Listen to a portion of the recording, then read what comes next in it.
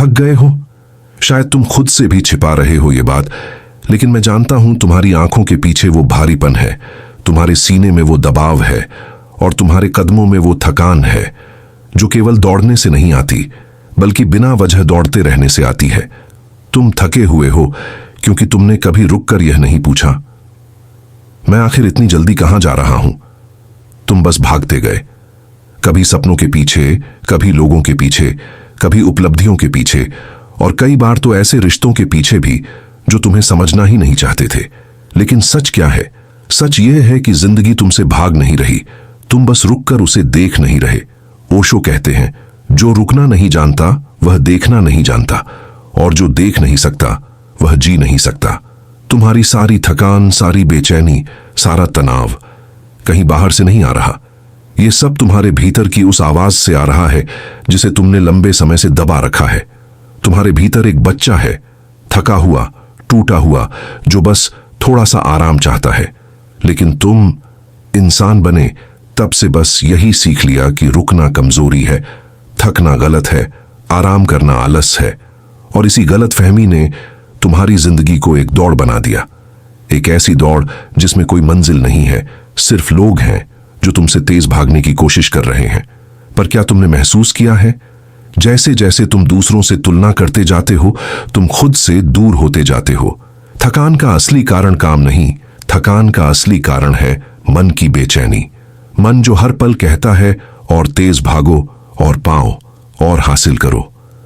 लेकिन एक आवाज और है, बहुत धीमी, बहुत कोमल, जो कहती है, रुक जाओ, मेरे पास आओ, खुद से मिलो। लेकिन तुम उस आवाज को सुनते ही नहीं, क्योंकि तुम्हें डर है। डर है कि कहीं रुककर तुम अपने सच से सामना ना कर लो, कहीं अकेले में तुम अपनी ही कहानी ना सुन लो, कहीं खामोशी तुम्हें वह सब ना दिखा दे जिससे तुम इतने सालों से भाग रहे हो। याद रखना, खामोशी कभी डसती नहीं, खामोशी सिर्फ तुम्हें सच दिखाती है, और सच हमेशा आजाद करता है। आज की दुनिया में सबसे बड़ी समस्या यह है कि लोग थक जाते हैं पर रुकना नहीं जानते, लोग टूट जाते हैं पर बोलना नहीं जानते, लोग रोना चाहते हैं पर आंसू रोकते रहते हैं, लोग खुद के पास बैठना चाहते हैं पर मोबाइल, शोर और सोशल मीडिया में भागते रहते हैं।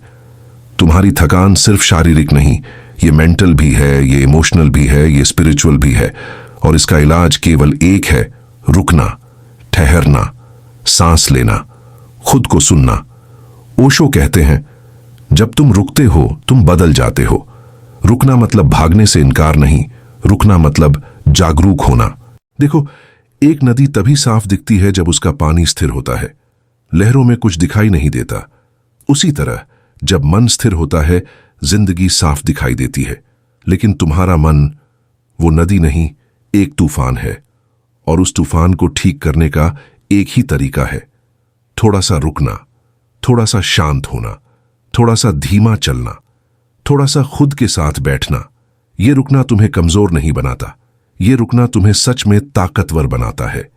क्योंकि सबसे बड़ी ताकत वही इंसान रखता है जो अपने मन को सुन सकता है, अपनी सांसों को महसूस कर सकता है, अपनी खामोशी से दोस्ती कर सकता है।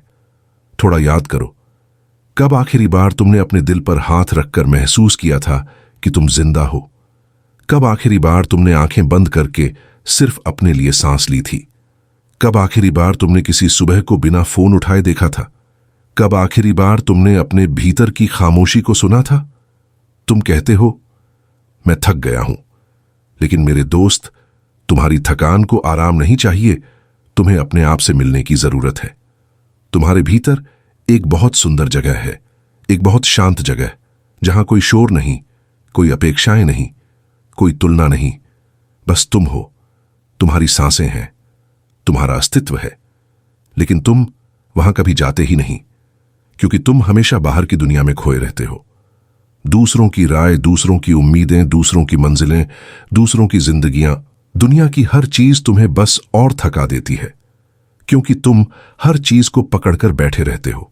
और याद रखो, जिस चीज को तुम पकड़कर रखते हो वह चीज तुम्हें तोड़ती है।